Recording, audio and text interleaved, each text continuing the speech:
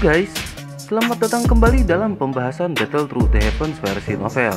Terima kasih untuk kalian yang selalu support kita, dan untuk kalian yang baru datang, tonton dulu videonya dari awal biar nggak gagal paham. Kuilah.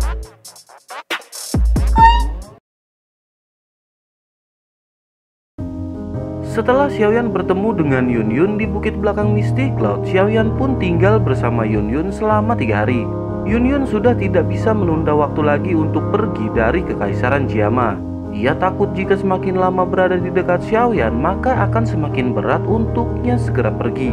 Terlebih, ia masih memikirkan tanggung jawab sebagai pemimpin dari Sekte Misty Cloud. Akhirnya, pagi-pagi sekali Yun Yun secara diam-diam mengajak Yanran untuk segera pergi. Sementara itu, Xiaoyan yang sedang dalam posisi berlatih ternyata menyadari kepergian Yun Yun dan membuka matanya.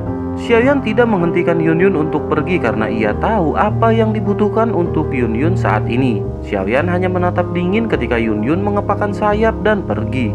Xiaoyan menarik nafas dalam, berusaha menekan gejolak emosi di dalam hatinya.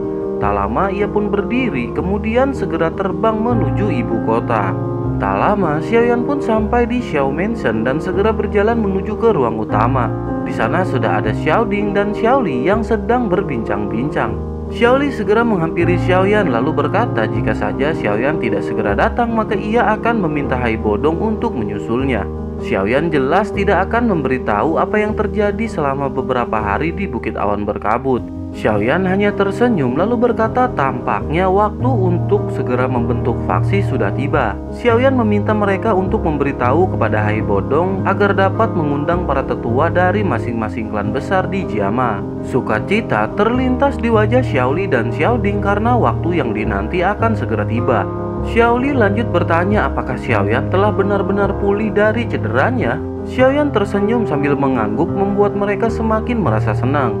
Saat ini Xiaoyan telah benar-benar pulih dari luka setelah pertempuran hidup dan mati. Selain itu, Xiaoyan telah merasakan beberapa kali lonjakan energi untuk menembus penghalang. Namun Xiaoyan masih belum yakin karena itu masih bersifat perasaannya saja. Terlebih saat ini Xiaoyan masih belum terburu-buru untuk naik ke tingkat Do Huang. Seketika Xiaoyan berpikir jika ia berhasil menembus tingkat Do Huang, setidaknya ia akan sanggup berhadapan dengan ahli di tingkat puncak Do Huang. Tentu saja hal itu masih belum termasuk mengandalkan penggunaan teknik perubahan misterius api surgawi. Namun dengan kekuatan itu tampaknya ia masih akan sedikit kesulitan untuk menolong Yao Lao dan ayahnya. Mengingat Protektor Wu yang telah menelan roh Yun San saja dapat berhadapan dengan 2 Dozong sekaligus. Xiaoyan berpikir setidaknya ia harus berada di tingkat Dozong untuk dapat menolong guru dan ayahnya. Terlebih jika Xiaoyan ingin pergi ke klan Sun Er, maka ia harus benar-benar memiliki kekuatan yang cukup. Namun saat ini ada hal mendesak yang lebih penting untuk diatasi, yakni keselamatan dari klan Xiao. Singkat cerita, hari telah berganti dengan Xiao Mansion yang dipenuhi banyak orang dan penjagaan yang ketat. Faksi-faksi besar dari Jiama diundang untuk membahas mengenai rencana Xiaoyan ke depannya. Di ruang utama yang luas, Xiaoyan duduk di kursi pemimpin dengan Hai Bodong di sampingnya. Di sisi sebelahnya ada Medusa dan Zian yang ikut menghadiri pertemuan. Selain itu, sudah ada ketua klanmu, klan Nalan, dan kepala asosiasi alkemis Kekaisaran Jiama. Tak lama Jia Xingtian datang bersama Putri Yaoye dan Xiaoyan segera berdiri. Xiaoyan memberi hormat lalu berkata sungguh tak terduga keluarga Kekaisaran akan hadir dalam pertemuan kali ini. Jia Lao tersenyum dan berkata bagaimana mungkin ia akan melewatkan pertemuan besar yang akan merubah Jiama. Xiaoyan tersenyum kemudian mempersilahkan Jia Xingtian untuk duduk. Setelah semuanya berkumpul, Xiaoyan pun segera berdiri dan memulai pembicaraan. Tanpa basa-basi, Xiaoyan berkata semua orang pasti sudah tahu Misty Cloud telah benar-benar hancur. Dengan begitu, para ketua juga pasti mengetahui efek dari kehancuran tersebut terhadap Kekaisaran Jiama. Saat ini, Kekaisaran Jiama sudah tidak memiliki faksi besar yang akan ikut berkontribusi dalam pertemuan besar faksi wilayah Barat Laut. Tentu dampak tersebut berkaitan dengan kekuatan dari Kekaisaran Jiama yang akan dipandang remeh oleh negara lain di sekitar mereka. Dengan begitu maka Xiaoyan berniat untuk membuat faksi besar yang bersifat aliansi dari beberapa faksi besar di Jiama. Dengan dibuatnya aliansi ini, masing-masing dari faksi yang bergabung akan mendapat keuntungan yang tidak terbayang di masa depan. Selain dari itu, maka Kekaisaran Jiama juga akan dapat menonjol di wilayah barat laut dan mulai mendominasi. Setelah penjelasan singkat Xiaoyan, mereka hanya terdiam hingga akhirnya Mu Cheng pun buka suara. Ia merasa dari perkataan Xiaoyan sepertinya niat dari Xiaoyan ini tidak jauh beda dengan Yun San di masa lalu. Dengan begitu maka masing-masing dari klan tidak dapat mempertahankan apa yang mereka mau dan hanya mengikuti perkataan aliansi. Xiaoyan mungkin orang kuat, namun ia kurang memiliki ahli di bidang merangkai kata-kata. Oleh karena itu, Xiaoding lanjut menjelaskan apa yang dimaksud oleh Xiaoyan.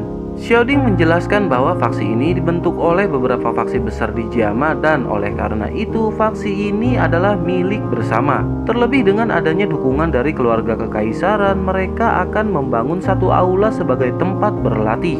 Mereka akan merekrut orang-orang berbakat dari masing-masing fraksi untuk dilatih dengan teknik dan metode Qi yang mereka siapkan. Hal itu bertujuan untuk memperkuat faksi yang akan dibentuk sekaligus faksi-faksi pendukung yang bergabung.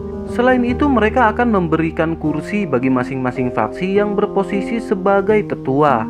Mengenai aturan dan hal lainnya, ketua faksi tidak dapat menjalankan keputusan tanpa adanya perundingan dari para tetua.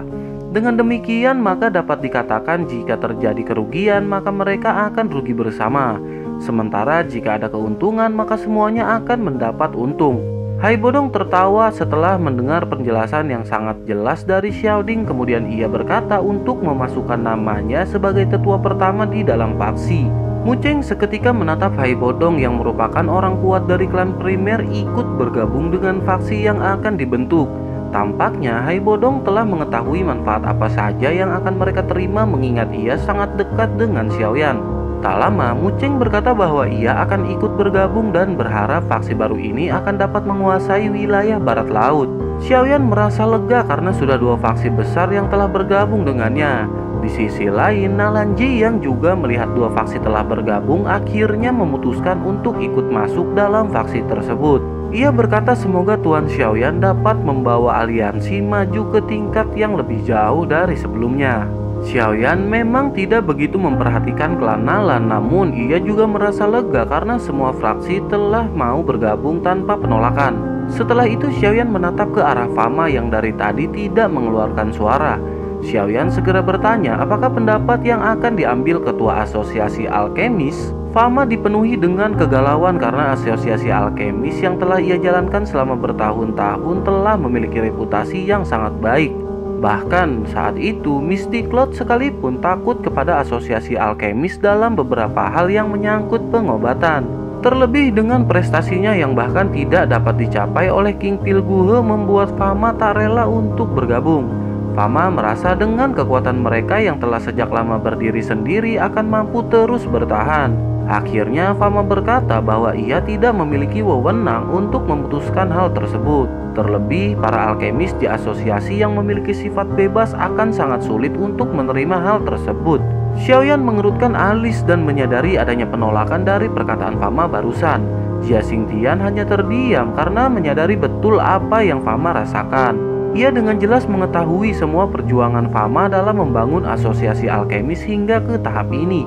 Suasana menjadi hening dan tak ada yang berani membuat suara kecil bahkan kentut sekalipun. Akhirnya Xiaoyan memecahkan suasana dengan bertanya ada berapa orang alkemis tingkat 5 di asosiasi alkemis saat ini.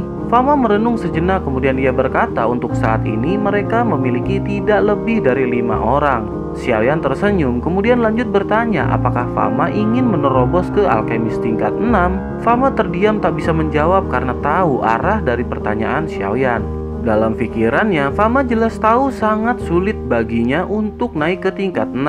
Hal itu dikarenakan untuk naik tingkat maka harus menaikkan kekuatan spiritual seseorang. Dan hal yang paling sulit adalah meningkatkan kekuatan spiritual yang bersamaan dengan peningkatan doki seseorang. Secara singkat, seorang harus menerobos tingkat berikutnya untuk dapat naik ke alkemis tingkat selanjutnya. Kasus tersebut dialami oleh Fama yang telah berada di tingkat Dohuang dengan tier alkemis tingkat 5. Oleh karena itu, Fama harus menerobos ke tingkat berikutnya agar ia dapat naik ke tier alkemis tingkat 6. Jia Xingtian masih terdiam karena mengetahui kesulitan yang dialami Fama.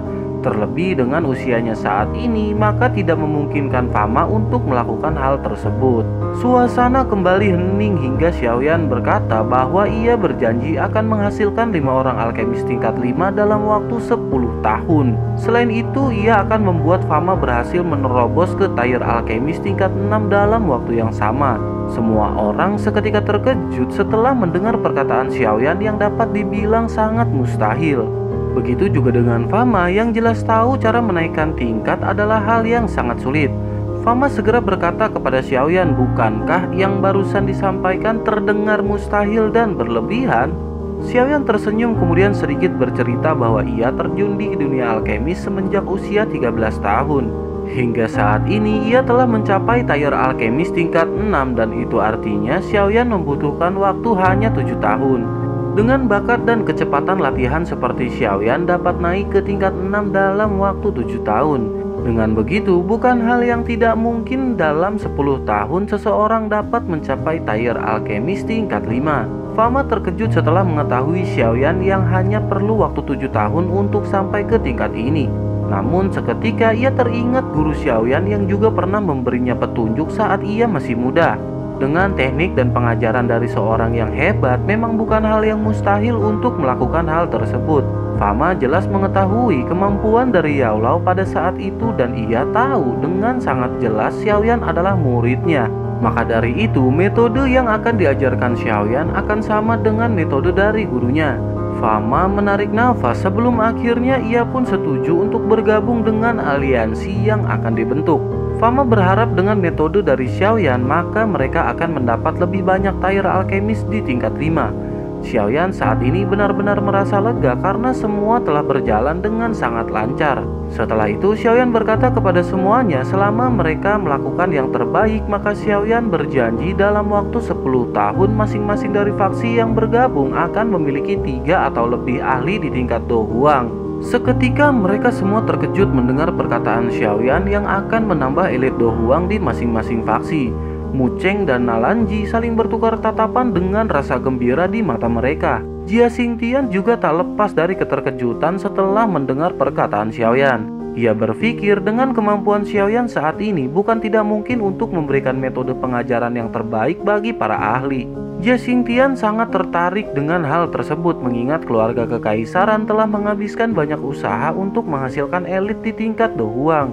Namun sampai saat ini keluarga kekaisaran hanya memiliki Jialau yang berada di tingkat Do Huang tanpa menghitung binatang ajaib milik keluarga kekaisaran. Selain dari itu, keluarga kekaisaran hanya memiliki orang-orang ahli yang berada di tingkat Doang dan kesulitan untuk menembus penghalang ke tingkat Do Huang. Kekuatan seorang Do Huang yang dapat bertarung sendirian melawan puluhan ribu pasukan dengan kekuatan penghancurnya. Saat ini keluarga kekaisaran mampu bertahan karena adanya Jialau yang merupakan elit Do Huang. Seketika ia berpikir bagaimana nasib keluarga kekaisaran jika ia mati. Tentu ia harus memiliki elit Do Huang lain untuk menjaga keluarga kekaisaran agar tetap bertahan di Jiama. Akhirnya Jialau segera pulih dari pemikirannya kemudian segera berbicara kepada Xiaoyan. Ia lanjut bertanya apakah keluarga kekaisaran akan mendapat beberapa ahli Do Huang dalam waktu 10 tahun jika ikut bergabung. Seketika semua orang terkejut mendengar pertanyaan dari Jia Xingtian yang ingin ikut bergabung. Yao Yu juga merasa terkejut namun ia segera memahami apa tujuan dari kakeknya. Xiaoyan tersenyum kemudian berkata selama keluarga kekaisaran benar-benar mengirim orang yang berbakat maka Xiaoyan akan melakukan yang terbaik. Jialau seketika tertawa keras dan merasa lega setelah mendengar jawaban dari Xiaoyan. Setelah itu ia berkata karena aliansi telah terbentuk, apakah aliansi sudah memiliki nama? Xiaoding tersenyum lalu bertukar tatapan dengan Xiaoyan sebelum akhirnya berkata bahwa nama aliansi ini adalah Yan Alliance. Mendengar hal itu, Jia Xingtian terkejut lalu berkata bahwa itu adalah nama yang sangat bagus dan mungkin akan melampaui prestasi Misty Cloud di masa lalu. Mudah-mudahan Kekaisaran Jiama akan mendapat kursi di wilayah barat laut. Setelah itu, Fama berkata setelah aliansi dibentuk tentu akan memerlukan seorang pemimpin dan sepertinya yang cocok mengisi posisi tersebut adalah Tuan Xiaoyan. Mu Cheng dan Nalanji segera menyuarakan persetujuan mereka setelah Fama berbicara. Xiaoyan jelas mengetahui mereka tak akan melakukan hal bodoh seperti berdebat mengenai siapa yang akan memimpin aliansi. Akhirnya Xiaoyan pun tertawa dan berkata bahwa aliansi ini adalah milik bersama dan kemajuan dari aliansi berada di tangan semua orang. Tak lama setelah itu, Xiaoding mengangkat gelas mengajak bersulang merayakan berdirinya Yan Alliance di Kekaisaran Jiama. Mereka pun bersorak bertepuk tangan kemudian bersulang untuk Yan Alliance. Tak lama setelah itu mereka pun sedikit berbincang-bincang sebelum akhirnya satu persatu mengundurkan diri.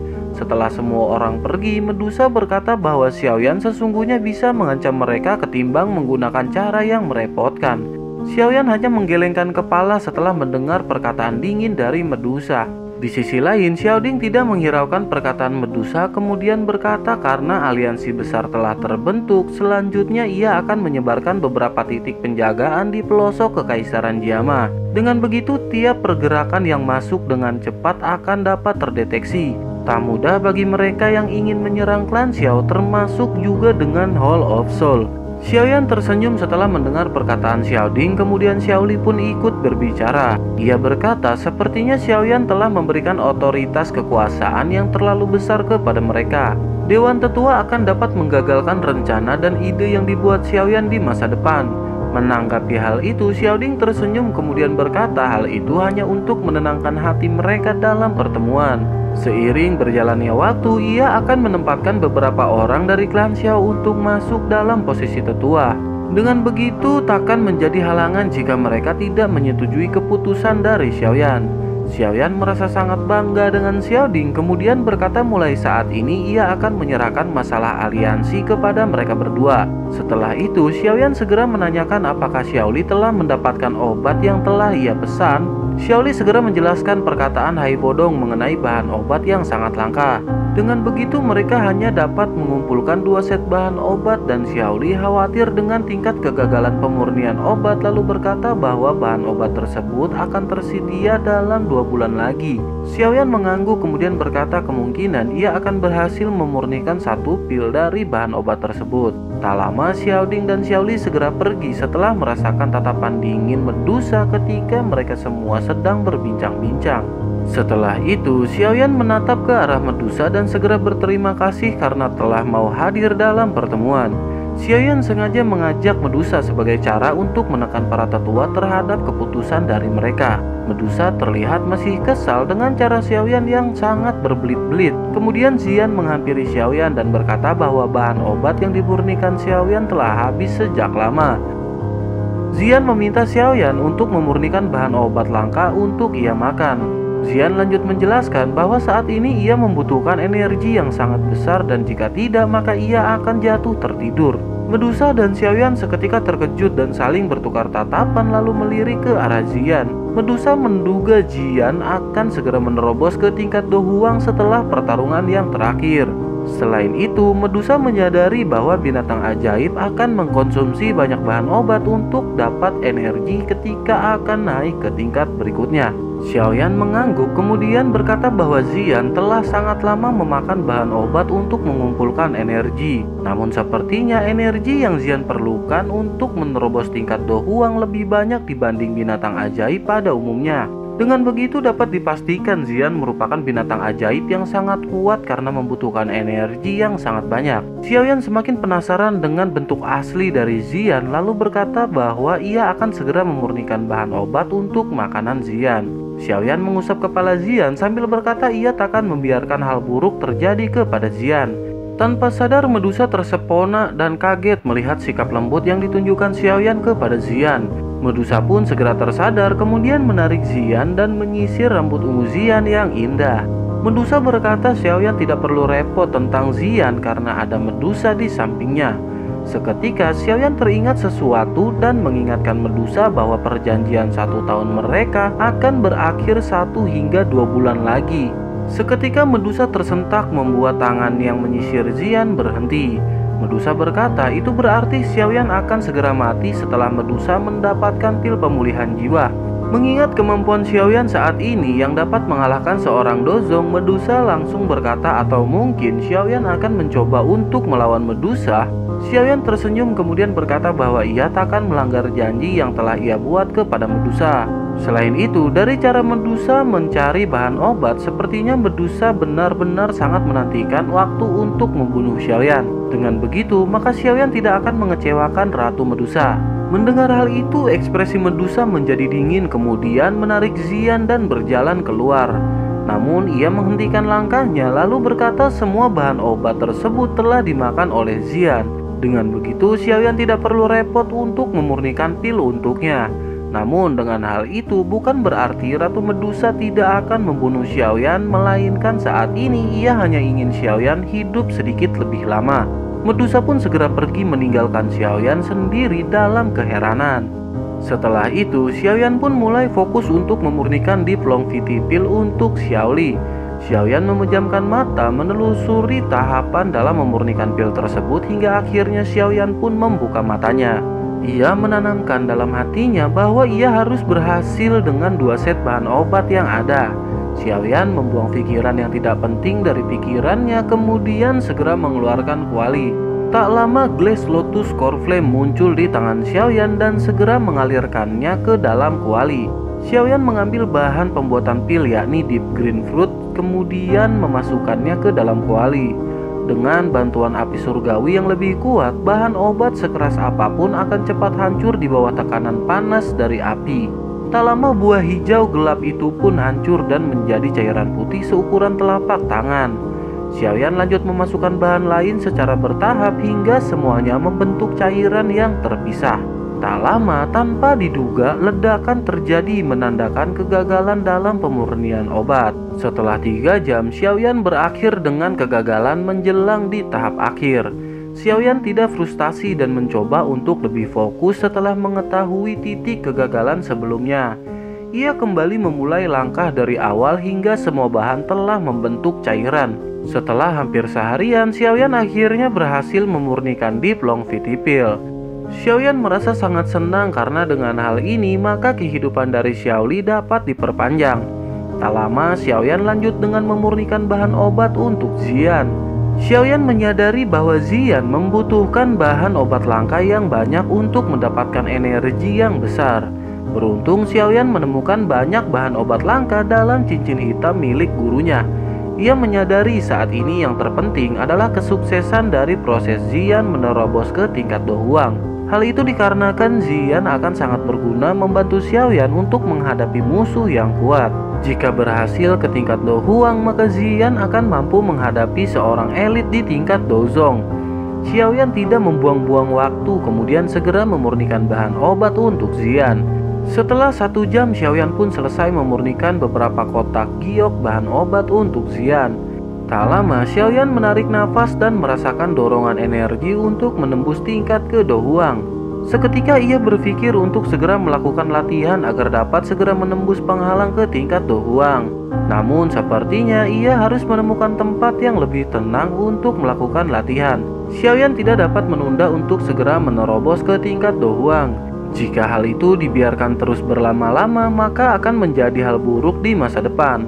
Setelah itu Xiaoyan pun segera keluar kamar menuju ke halaman di Xiao Mansion. Xiaoyan terkejut melihat Lin Yan, Lin Xiuya, dan Liu Qing yang sudah lama tidak bertemu dengannya. Lin Yan segera meledek sambil tertawa memanggil Xiaoyan dengan sebutan Ketua Xiao. Xiaoyan tersenyum menggelengkan kepala kemudian berkata bahwa ia belum berterima kasih kepada mereka semua. Lin Xiuya bertanya Xiaoyan berterima kasih untuk hal apa? Ia lanjut berkata bahkan mereka dapat dibilang tidak memiliki pengaruh dalam pertempuran. Lin Xiuya lanjut mengungkapkan keheranannya ketika melawan tetua Misty Cloud yang berada di tingkat Do Wang. Sungguh tak terduga di usia yang setua itu mereka masih berada di tingkat Do Wang. Xiaoyan tersenyum kemudian berkata sesungguhnya mereka bertiga memiliki peningkatan kekuatan yang sangat baik. Xiaoyan yakin ketika mereka bertiga seusia dengan tetua Misty Cloud, mereka pasti sudah berada di tingkat Dozong. Lin Yan tertawa kemudian berkata bahwa mereka telah naik 1 bintang beberapa hari lalu akibat efek dari pertarungan yang terakhir. Xiaoyan terkejut dan merasakan energi mereka yang memang sedikit lebih kuat dari sebelumnya. Xiaoyan lanjut berkata bahwa ia akan memberikan 2 spirit pill untuk mereka setelah selesai melakukan latihan sebagai bentuk terima kasih. Seketika wajah mereka dipenuhi dengan kegembiraan karena 2 spirit pill adalah pil yang sangat diinginkan oleh setiap elit doang. Di sisi lain, 3 orang yang mendengar perkataan Xiaoyan segera menghampirinya. Yinggu bersama 2 ketua lain tersenyum malu hendak menyampaikan sesuatu kepada Xiaoyan. Namun Xiaoyan yang menyadari apa tujuan dari mereka segera berkata bahwa ia juga akan memurnikan Mighty Huang Pill untuk mereka dalam waktu setengah bulan. Seketika mereka merasa senang, namun masih ada sesuatu yang mengganjal. Yinggu berkata bahwa mereka harus segera kembali ke Black Corner mengingat faksi mereka sudah sangat lama ditinggalkan. Mereka khawatir dengan keadaan faksi kecil mereka mengingat Black Corner adalah kawasan yang sangat kacau. Xiaoyan tersenyum kemudian berkata bahwa kakak kedua Xiaoyan juga akan kembali ke Black Corner untuk mengurus gerbang Xiao. Dengan begitu mereka dapat pergi bersama sekaligus membantu kakak kedua dalam beberapa hal. Mereka pun mengangguk kemudian terdengar suara yang menanyakan kapan Xiaoyan akan berlatih. Xiaoding dan Xiaoli baru sampai di halaman dan menanyakan berapa lamakah Xiaoyan akan berlatih. Xiaoyan berkata bahwa ia telah beberapa kali merasakan energi untuk menembus ke tingkat Do Huang.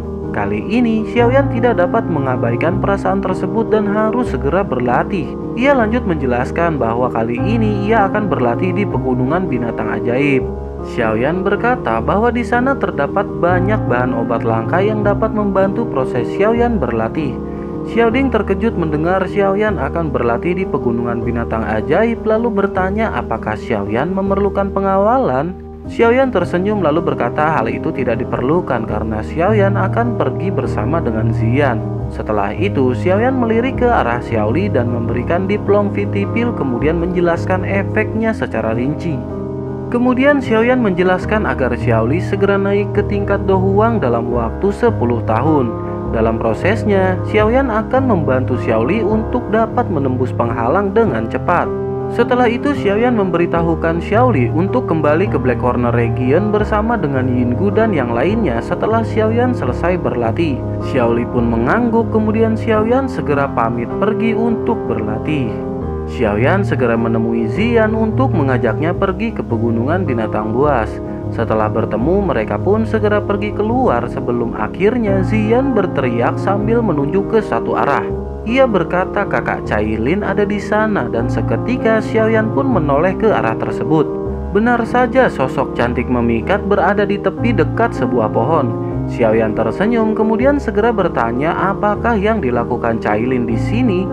Dengan nada dingin Cailin berkata bahwa ia khawatir jika Ziyan pergi bersama dengan Xiaoyan. Mendengar hal itu, Xiaoyan menggelengkan kepala kemudian menjelaskan apa yang akan ia lakukan. Xiaoyan berkata bahwa ia akan melakukan latihan di pegunungan binatang ajaib. Oleh karena itu, ia mengajak Ziyan yang juga akan menerobos ke tingkat Do Huang. Mengingat banyaknya bahan obat langka di tempat yang Xiaoyan tuju, maka itu akan menjadi hal baik untuk Ziyan menambah energi. Xiaoyan lanjut berkata bahwa Medusa dapat ikut bersama dengan mereka jika ia mau. Xiaoyan pun segera mengeluarkan sayap hijau dan melesat ke langit. Medusa terdiam sebelum akhirnya segera mengikuti Xiaoyan bersama dengan Ziyan. Lembah yang dituju Xiaoyan berada di ujung barat laut pegunungan binatang ajaib. Tempat tersebut sangat jauh dari kekaisaran Jiama dan membutuhkan waktu 5 hingga 6 hari jika pergi menggunakan kereta kuda. Namun dengan kemampuan terbang Xiaoyan saat ini maka ia akan sampai kurang dari 1 hari. Singkat cerita, akhirnya mereka berhenti di atas puncak gunung dan Xiaoyan melihat area sekitar. Seketika ia teringat pegunungan di mana pertama kali ia bertemu Yunyun yang menyamar menjadi Yunzi. Setelah agak lama terlarut dengan kenangan masa lalu, akhirnya Xiaoyan menyapu daratan di bawahnya. Terlihat kota kecil di mana kota tersebut adalah kota pertama yang Xiaoyan datangi ketika ia pergi dari Wutan City. Beberapa ingatan masa lalu melintas di pikiran Xiaoyan sebelum akhirnya mereka pun turun dari langit. Setelah sampai di pintu masuk kota, Xiaoyan sedikit bercerita bahwa ini adalah kota pertama yang ia kunjungi ketika masih berada di tingkat Dozi. Medusa dan Ziyan terkejut ketika mendengar perkataan Xiaoyan. Kemudian Xian berkata, tak terduga bocah kecil yang dulu bertingkat dozi sekarang sudah menjadi sangat kuat untuk kembali. Xiaoyan tersenyum kemudian menatap papan yang bertuliskan selamat datang di kota Kingsan. Xiaoyan terkejut menyadari kota yang dulunya kecil sekarang telah berubah menjadi kota yang sangat besar. Mereka pun segera melangkah maju memasuki kota dengan arus lalu lintas manusia yang sangat padat.